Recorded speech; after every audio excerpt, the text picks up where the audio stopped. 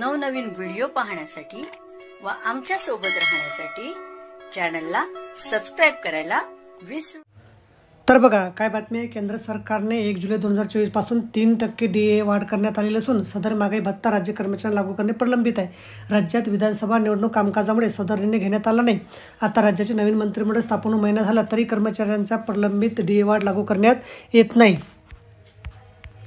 प्राप्त माहितीनुसार राज्य कर्मचाऱ्यांना DA वाढीचा निर्णय जानेवारी महिन्याच्या शेवटपर्यंत घेतला जाईल, कारण वित्त विभागाकडून याबाबत सविस्तर प्रस्ताव राज्याचे मुख्यमंत्री यांच्याकडे सादर करण्यात आले असल्याची माहिती समोर येत आहे।